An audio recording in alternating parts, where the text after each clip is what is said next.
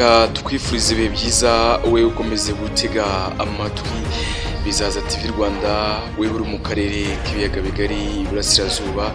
Mwese reka tubifurize ikaze kandi ujye umenya amakuru yacu atandukanye, yaba ay'ubuzima, amakuru ajyanye n'imikino n'imyidagaduro, amakuru ajyanye ndetse na politike, ubukungu bw'isi ndetse n'amateka y'isi. Amakuru rero atugeraho aka kanya nuko Amerika yatanze miliyoni zigeze kuri 11 z'amadolari y'Amerika zo gufasha u Rwanda kurwanya iki cyorezo cya Marburg. Ibi rero bikaba byavuzwe na Karine Jean Pierre, umuvugizi wa Leta Zunze Ubumwe za Amerika wa Biden ndetse na Kamala Harris. Ese wakibaza uti iby'aya mafaranga bihagaze bite, ese bimeze gute, ubundi aya mafaranga aje gukora iki? Rero ndagusabye ukomeze gukora subscribe, ukoreshe amazi ibiganiro byacu bya Bizaza TV Rwanda bikugeraho umunsi ku munsi, kandi hari na documentaire ziba zitandukanye twaguteguriye nazo ujye ugerageza uzumve kuko ziba zirimo ubutumwa bukomeye cyane. Ujya umuhanga aravuze ngo icya mbere ni amakuru, ni intero yacu rero kugira ngo tujye tukugezaho amakuru urya buri munsi. Umuvugizi rero w'ubutegetsi bwa Perezida Joe Biden wa Amerika yatangaje ko iki gihugu cyatanze hafi miliyoni 11 z'amadolari agenewe gufasha u Rwanda ndetse n'ibihugu birukikije kurwanya icyorezo cya Marburg kugeza aho yabonetse hose ndetse no mu gihugu hose hatandukanye. Mu kiganiro n'abanyamakuru kuwa mbere mu ijoro ryo kuwa mbere, Karine Jean Pierre yavuze ko umutegetsi cyangwa se ubutegetsi bwa Biden ndetse na Vice Perezida we Kamala Harris urimo kwiyamamariza kuba Perezida wa Leta Zunze Ubumwe za Amerika burimo gukorana bya hafi na Leta y'u Rwanda mu kurangiza iki cyorezo vuba bishoboka kugira ngo kidakomeza kuba cyagera mu bihugu bitandukanye n'ikinaguma mu Rwanda ariko bakirwanye bivuye inyuma. Ibi rero bikaba ari ibyatangajwe n'umuvugizi w'iyo Leta ya Leta Zunze Ubumwe za Amerika. Virusi rero ya Marburg yatangaje ko yabonetse mu Rwanda mu mpera z'ukwezi gushize kwa Nzeri cyangwa se ukwezi kwa 9.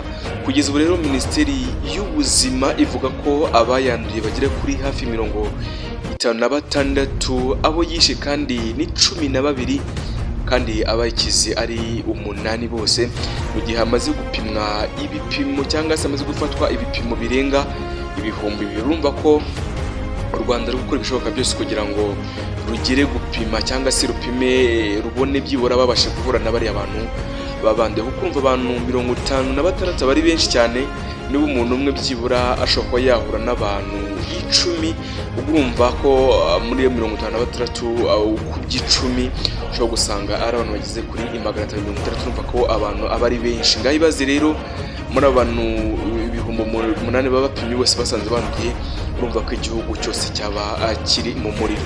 Benshi rero mu bibasiwe n'iyi virusi mu Rwanda ni abaganga ndetse n'abakora kwa muganga mu buryo bumwe cyangwa se ubundi. Byatumye rero hafatwa ingamba zirimo guhagarika gusura abarwayi bari mu bitaro hirya no hino kwa muganga, kandi abantu bashishikarizwa gukurikiza ingamba zo kwirinda gukwirakwizwa iyi virusi. Nkaho ko OMS cyangwa se World Health Organization ivuga ko ishobora kwica abayirwaye ku rugero ruri hejuru ya 80%. Ngira ngo twigeze no kubabwira mu cyegeranyo twakoze hano kuri Bizaza TV Rwanda tubabwira amateka y'iyi virusi cyangwa se y'icyorezo muri Uganda, muri Congo, muri Nigeria, ko kigeze kuba cyahitana abantu benshi cyane.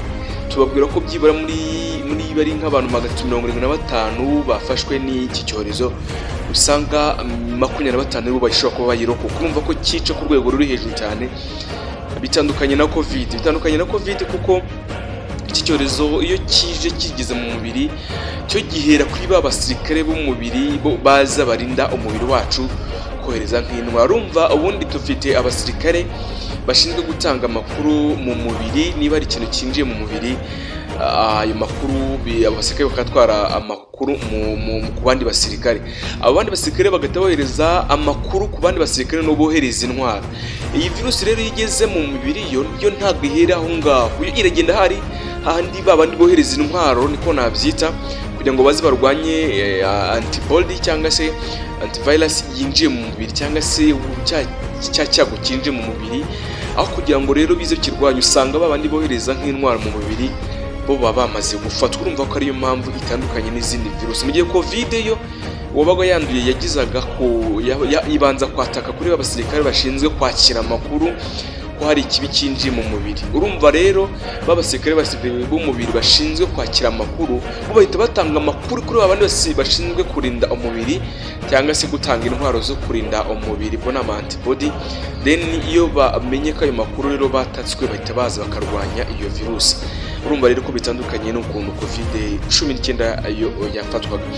Karine rero Jean Pierre yavuze ko nk'uko twese twabibonye mu myaka ya vuba yakomozaga ku bihe by'icyorezo cya covid-19, ibibazo byihutirwa by'iyi ndwara n'ibintu biba bireba isi tugomba rero gukemura iki kibazo dufatanyije kandi mu maguru mashya. Yongeraho kandi ati kuva tumenya iki cyorezo Leta Zunze Ubumwe za Amerika zimeje gutanga hafi miliyoni 11 z'amadolari yo kubona ibi ikenewe byihutirwa mu rwego rw'ubuzima n'u Rwanda ndetse n'ibihugu birukikije kugira ngo turebe ko iki cyorezo byibura twakirwanya. Avuga kandi ko nubwo nta rukingo cyangwa se imiti y'iyi virusi ibiremezwa n'urwego rwa Amerika rugenzura ibiribwa ndetse n'imiti, Amerika yatanze inkingo ziri mu igerageza zageze mu Rwanda mu mpera z'iki cyumweru, aho iki cyumweru kimwe nyuma y'uko iyi ndwara cyangwa se iki cyorezo kimaze